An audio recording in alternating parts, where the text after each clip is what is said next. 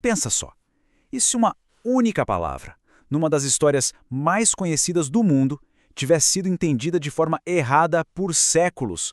Uma palavrinha que, se a gente for olhar lá na origem, no seu contexto original, pode simplesmente virar de cabeça para baixo uma de suas passagens mais fundamentais. É exatamente isso que a gente vai investigar agora. A gente está falando, claro, dessa passagem super famosa do livro de Gênesis. E a palavra-chave aqui, aquela que gerou um debate que atravessa milênios e que moldou tantas visões de mundo, é ajudadora. Mas o que será que essa palavra significava de verdade para quem a escreveu e ouviu pela primeira vez? Hoje em dia, quando a gente ouve ajudadora ou ajudante, o que vem à cabeça? Alguém que dá uma mãozinha, um assistente, né? Talvez até alguém numa posição secundária. Mas será que era essa a intenção do texto original? A resposta, olha, pode ser bem surpreendente. Para a gente encontrar essa resposta, vamos precisar fazer uma pequena viagem no tempo, voltar para a língua em que o texto foi escrito lá atrás. Vamos investigar a palavra hebraica que está bem no centro de toda essa questão.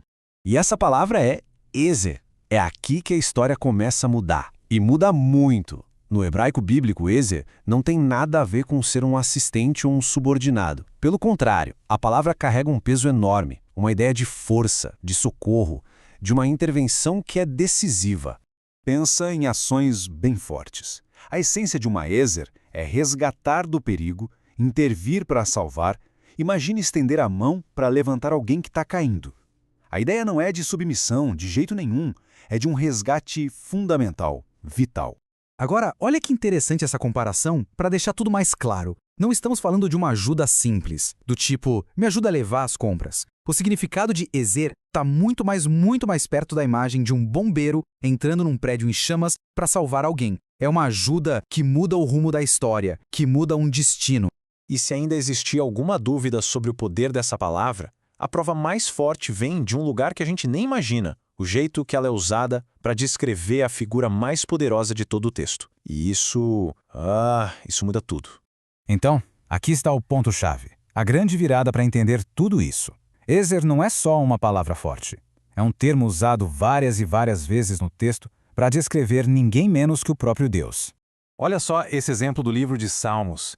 Deus é descrito como o ezer do seu povo. Ou seja, a força poderosa que protege, que socorre. E aqui, de novo, a palavra ezer aparece ligada diretamente à libertação, a um ato de salvação grandioso. E neste terceiro caso, o contexto é de batalha. Ezer é invocado como um aliado poderoso no meio de um conflito, alguém que luta ao lado, que garante a vitória contra os inimigos. Aí a gente para e pensa, né?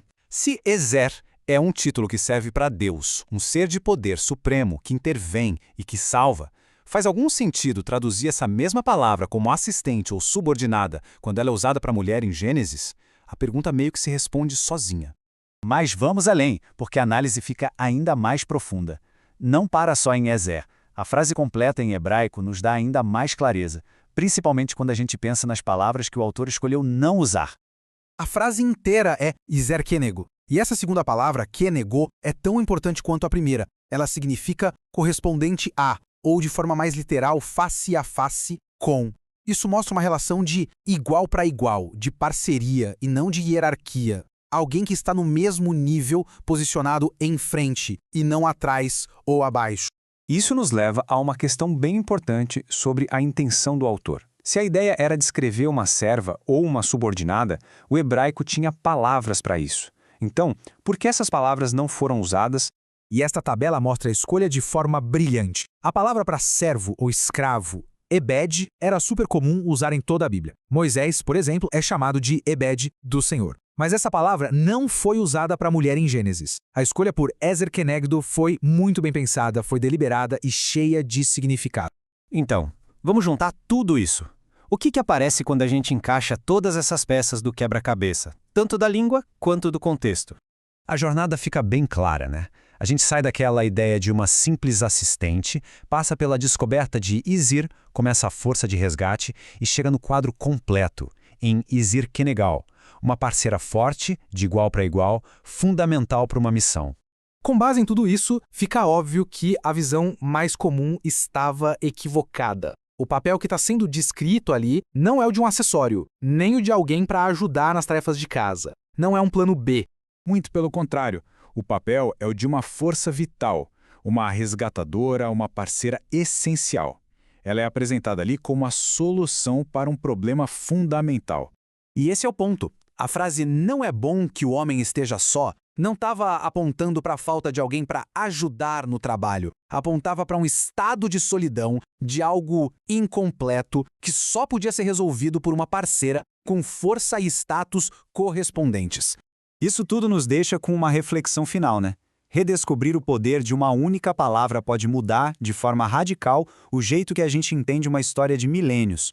E isso nos faz perguntar: que outras verdades podem estar aí, escondidas bem na nossa frente, só esperando a gente olhar um pouquinho mais de perto para as palavras que usamos e para as histórias que contamos?